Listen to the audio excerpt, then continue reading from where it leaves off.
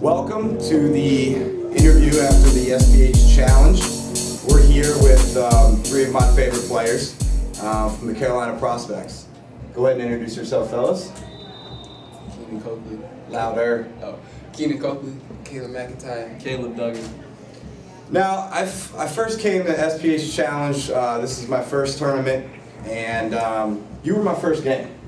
And the most memorable moment I had yesterday, sorry Keenan, sorry Caleb, was Caleb here picking off a pass and then going down with a one-handed power slam. Can you tell me a little bit about dunking the basketball as a guard? Does that kind of like set the tone for your team? Meaning, like, you know, kind of like saying to the other team, hey, I'm the point guard, but I will dunk on you. Do you think about that at all? Not really. I'm not just do that to get us going. See, you could have went with the finger roll, but you decided to go with the power slam, so that's what I was asking. However, there was another memorable moment for the tournament, and that was when I came up to Caleb and asked them about the interview, right? And he was looking at me like, well, why aren't you asking me? Why aren't you asking me about the interview? Next game out, this man scores 20. Now, did you use that as fuel? Did you use things like that? If somebody overlooks you, do you use that as motivation to go out and prove your doubters, if you have any? In a way I do, but then I look at it and I'm like, well, if it's meant to be, it's meant to be. If it happens, then it happens. So I just play regardless. Right, so it was meant to be that you go out and score 20. Yes, sir. Yes. Another moment for me was, you know, when I was watching you guys play, you know, I could see that there's a lot of chemistry out there. But however, you know, those 6 3-pointers, I mean, it just came so fluent for you. You can come off the dribble. There's not a lot of screen set in the AAU, sector. However, but you can pull up. I mean, you know, you catch and shoot. Tell me a little bit about how you got your mid-range game and your 3-point game to where it is. I mean, does that take morning workouts? Does that take after-school workouts? Does that take midnight workouts? Tell me what you do to get your game like that. Like, after school every day, I go to the gym and just shoot, play ball, and like just when I get bored, I just go shoot basketball. Right. See, that's exactly how you get your game to where you want it to be. Is when you are bored, instead of being on Facebook, instead of being here or there, it's working in the gym. Now, tell me about how you guys met. I mean, it looks like that you guys have played together for a long time. So is there a story somewhere along those lines about how you guys met? Is there something that you'd like to... Go ahead. It looks like you got something to say. I was in Charlotte. I came down here, went to Crestwood. That's what. I came down here from Charlotte, went to Crestwood, and that's when I met Caleb.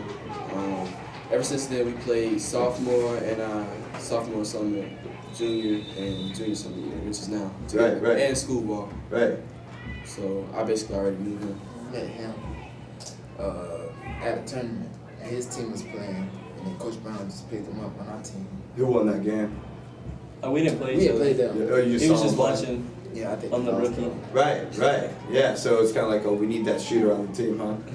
Yeah, so your AAU coach told me that you two lost in the, semifinals this year for the state tournament? Sorry, was that a little too soon to bring that up? No. There's still some wounds there. But things like that, when you suffer a loss like that, do you guys just, like I asked earlier about motivation, do you use that for motivation during the summer to get better and say, hey, we're going to take it to the next level and win a state title next year? Is that something that you guys think about? Me personally, I sit and I think, and I'm like, well, I could have done this and I could have done that. And a lot of times, Caleb, he'll tell me if I did something wrong, and I'll just, spend time trying to work on it the best way I can. And since we're on the court together, sometimes we like go after school to the wire or something and basically work on what we need to work on. Right. And you go to a school down in Myrtle Beach called St. James, right? Yes, sir. How was your season this year? We went 18-6. We got put out in the second round of the playoffs. We're really, really old. We lose 10 seniors this year. Oh goodness.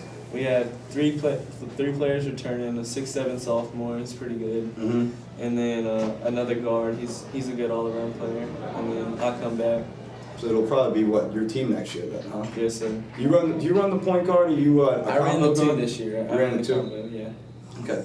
And I guess the pressing question that everybody wants to know, especially the people who watch you play, is college. Where are you guys thinking about going? Has there been offers that have been, come here, here's a full ride, or has it just been kind of, trying to feel you all out about where you guys are thinking about going. Last summer, Big Shots tournaments, you know, we got letters and stuff, you know. I guess, you know, we're getting some looks. Me, Nebraska, I've got some from Jacksonville, Miami, Baylor, Syracuse, and Kansas. That's about it. Yep. So in the camera, if you could have any school, somebody said to you, pick a school and you can go there, where would it be? Whoa. Put you on the spot there. I'm sorry. I want to go to Georgia Tech. Georgia Tech. How about you? Any offers? Anybody looking at you? Texas Tech, VMI, and Wofford. If you could go to any school, where would it be? The genie came out of the bottle and said, Caleb, you got one wish. Where is it?